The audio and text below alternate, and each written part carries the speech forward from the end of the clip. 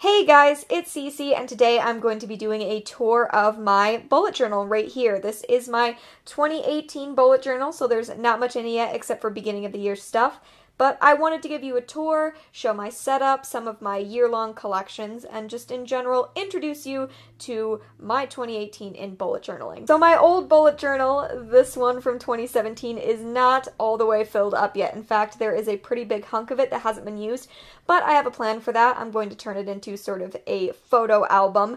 I'm going to give you a tour of the rest of this 2017 bullet journal sometime next month. You'll be able to see everything that you didn't get to see in my various other tours. But if you want to see what this bullet journal looks like, I have done a couple of other videos before, so I will link those on the screen or down in the description, and you can go and check them out and see a little bit what my first bullet journal looked like. Now, clearly I liked this brand of bullet journal, Rhodia, because my second bullet journal, my 2018, is the same brand. I just appreciate the size, the paper quality, everything about this brand of journal. I get the dot grid version, and in general, this is just something that worked for me really well last year, so this is what I got.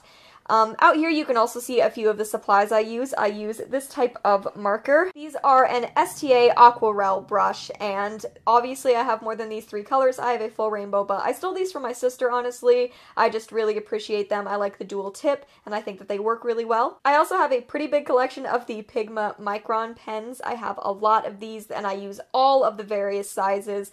I think that these are the best pens that I've ever used for bullet journaling. And for my detailing for colors, I use these fine liners. I absolutely love them.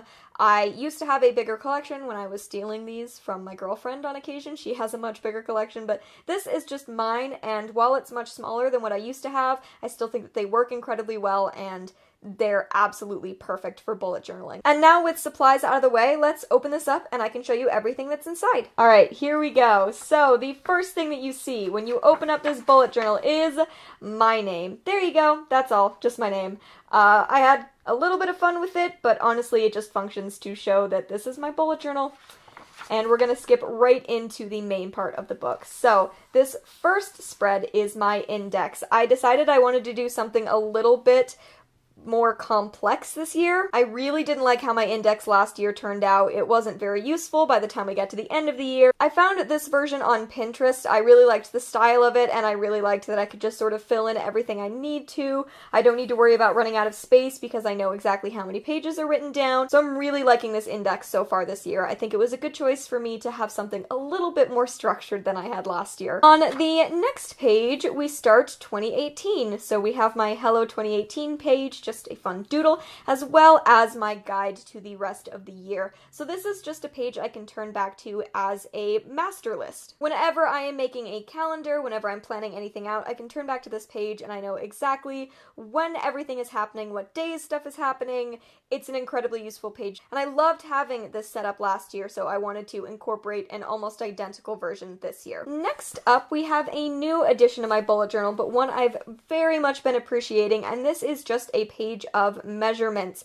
So basically, this is a master list I can turn back to anytime I'm creating a new page, and I can get kind of a feeling for how much space a spread is going to take up, how much room I'm going to need. I did take this spread directly from an earlier version I saw on Pinterest. I just thought that it might be useful, and it has turned out to be incredibly useful. Whenever I need to split a page, I know exactly how much it is. In general, it's just nice to have all this information planned out because I know that I spent a lot of time in the past counting out pages, trying to do math, and it's nice to have at least some of that math done already for me. So this might not work for everyone. Maybe you need a little less structure, maybe it's not that big a deal to count out every single page when you need to do it, but this worked really well for me, and I'm glad that I incorporated it this year. Moving on, this is yet another set of essential collections in my opinion, just essential for me. My 2018 in Pixels is slightly different from last year. This year I allowed myself to do half days, so if I'm feeling multiple things in a day, I can kind of split it like I've done here. I changed my color coding a little bit, I added a couple of emotions. In general, I just made this work a little bit better for me after my experience with it last year, but I still love this. This is a quote that I just found on Pinterest, and I know it's not 100% accurate. I know that we can't choose which feelings to surf, but this year at the beginning of the year, it's been a little bit hard for me, and I kind of liked the sentiment of this, and it was just really helpful to me in setting up this journal and what this page is going to mean to me. So that is why I chose this. Feelings are like waves. We can't stop them from coming, but we can choose which ones to surf. It just resonated with me when I found it. On the second page, we have my collection of birthdays. So this is just for me to be able to look back on at any time in the year and see when everyone's birthdays are that I care about. This is going to be useful also when I'm making monthly pages. I don't have to worry about it. Everyone's birthdays are there. I had a version of this last year and it was useful, so I incorporated it this year as well, of course. I think it's a very, very useful page.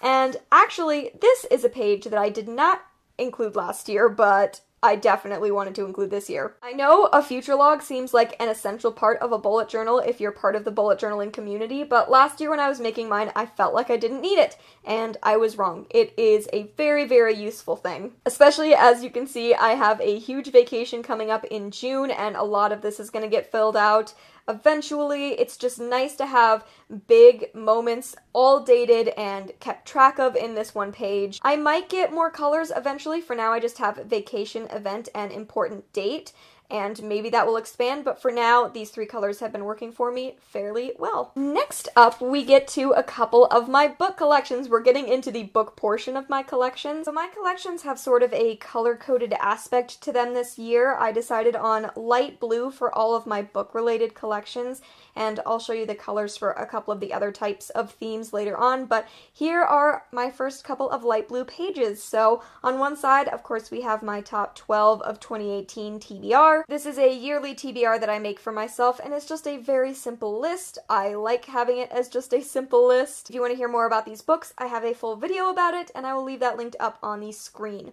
On the next page, we have my series to finish collection. So this just keeps me up to date on whatever book series I'm currently in the middle of. As you can see, I've already finished one this year. I finished the Shikei Files, but I'm going to be working on the rest of these as the year goes on. And this does extend onto the next page. I have a blank page over here because last year it extended onto a second page, and I think it's useful to have that space.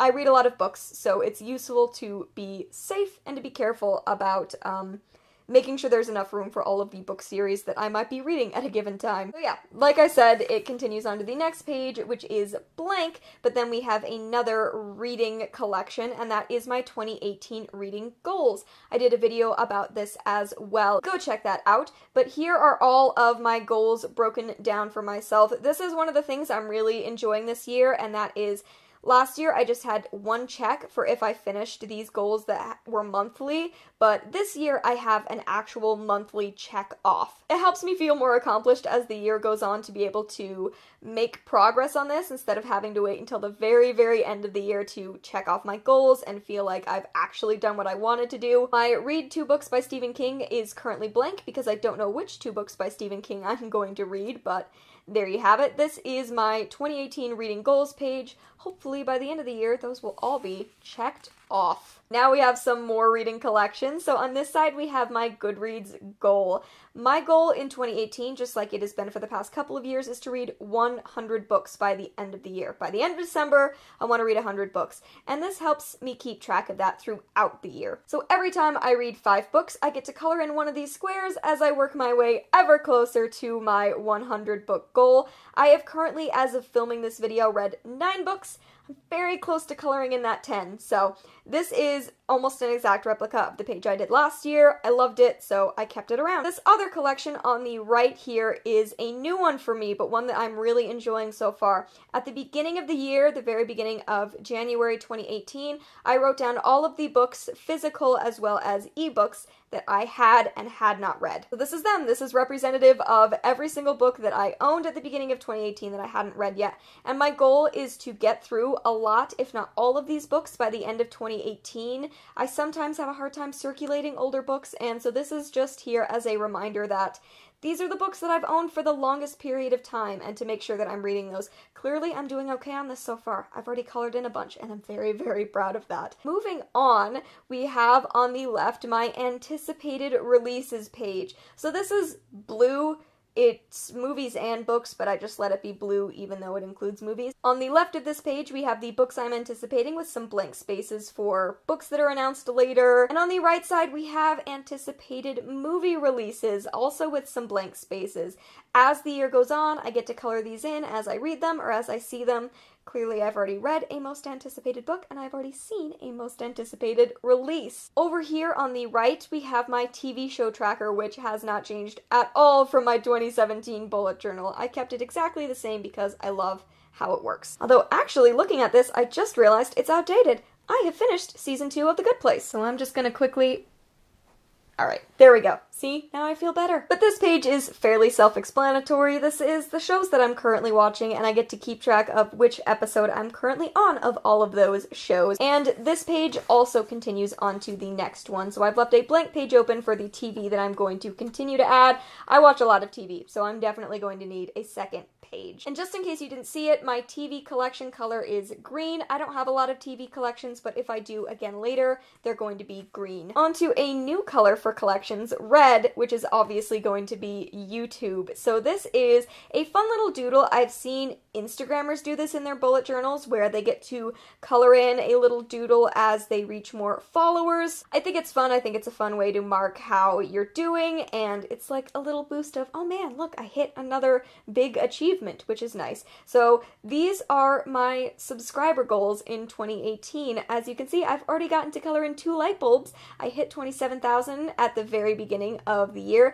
and I hit 27.5 thousand about the middle of January. So I'm hoping by the end of the year I will be able to color in this 32,000 light bulb. We'll see if that happens, but I would love to. I just thought this was a really fun page that meant I got to doodle some light bulbs, and it's just really fun and cute. This is one of my favorite pages in my bullet journal, so just sharing that. And these continue to be red pages because they continue to be about YouTube. Over on the left, we have my stats tracker. I wanted a stats tracker that was a little bit more involved in 2018. So this one allows me to see everything in a grid form. I have my numbers, which I update on the first of the month, and then these red numbers are how much I have increased. It just helps me to see how I'm doing and what works and what doesn't. This just helps me keep track of my social media and how that is doing. And then on the right, this is kind of a blank page right now, but hopefully it will get filled in more later on. It is my video brainstorming. So whenever I am just feeling like inspiration should be at a high, I can sit down and brainstorm ideas for future videos. And now we are going to go back to blue for just a minute for one of my favorite spreads, and that is my books read over the course of the year pages. Hopefully, as the year goes on, this bookshelf will totally fill up with every single book that I read in 2018. So far, the last book I filled in was What We Lose, which was the last book that I read at the end of January. I love the simplicity of pages like this, but also it is so much fun at the end of the year to look back and see everything you've done just in one page. It's really satisfying, and I loved doing this last year. I'm really excited to see how it comes along this year. Another 2-page collection is my book haul pages. So I wanted to keep track of all of the books that I accumulate over the course of a year. I'm worried that maybe this wasn't the correct amount of space to allot to everything, but hey, we can hope. But the way that I have this book haul split up is Sent and Gifted, which is going to be this full page. It's how I receive most of my books, is through authors and publishers sending them along to me. This column is all for books that I receive in subscription boxes, and this last column is all for books I purchase myself. So this is my tentative 2018 haul page. It could change next year, maybe it won't be big enough, but I wanted to try something new, and we'll see how this evolves as we go along. And now we get into my first monthly spread. I'm only going to show you January in this tour. I do not have February done yet, and I just want to show you kind of how I'm setting up my months, and you can kind of get inspiration from that or just enjoy looking at it. It's kind of up to you. I really wanted to mix up my monthly pages this year. I got into kind of a rut doing them last year where they felt really repetitive and like I wasn't using the space that I had, so I've totally rearranged everything. So we've got my calendar over here. That just helps me keep track of everything that is going on over the month. I also have my to-do list that I make at the beginning of the month and can kind of expand as we go along, as well as my events. Currently, this feels a little redundant, except for the fact that it offers a little bit more detail than the calendar. I might change this in the future, but I haven't decided. My monthly TBRs have become a fun thing where at the beginning of the month, I write down all of the books that I talk about in my TBR video, and as I read them, I color in those books. It's really simple, but again, having that moment of coloring in something you've achieved is really satisfying, so that is where this came from. And as always, I have kind of a quote that I use for the month. January, it was "Get out of your own way." I just have a big board of quotes like this on Pinterest, and I kind of go through them and just choose whichever one I'm feeling most at the moment, whichever thing is speaking to me, and that's what ends up going on my monthly page. This has not changed at all since 2017. I love my Thought a Day pages. I used to be a big journaler, but I'm not so much anymore. And what I love about Thought a Day is that it encourages me to journal and to write about what's going on in my life, but I only have to dedicate a sentence or two. It really, really works for me. So this is what my Thought a Day looks like. It's also fun because you can look at these squares and you can go back to my 2018 in pixels and kind of see maybe why I was feeling the way I was. At least that's what I use this for sometimes.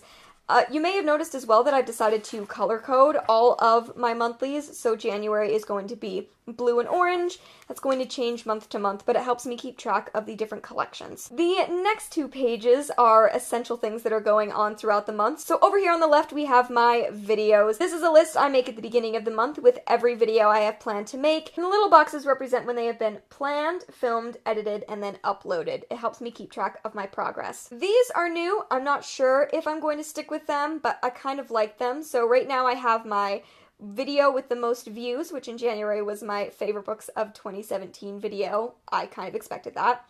I have my video I'm most proud of, and next month I'm going to have a thing where I make a resolution or a decision, just something about next month's videos that's going to change, just to keep me on my feet, keep me creative, constantly thinking of what I should be doing next. And this final collection I want to talk about, my page tracker, I actually took this idea from Lala over at the channel Books and Lala. She started bullet journaling this year, and of course it's gorgeous because everything Lala does is beautiful, but I really liked the idea of tracking how many pages I read a day. I have a reading app that I use called Bookout, and it keeps track of my reading. So at the end of the day, whatever that tells me I've read that day, I can just kind of fill it in and see my progress, see how much I'm reading, see which days I'm taking off.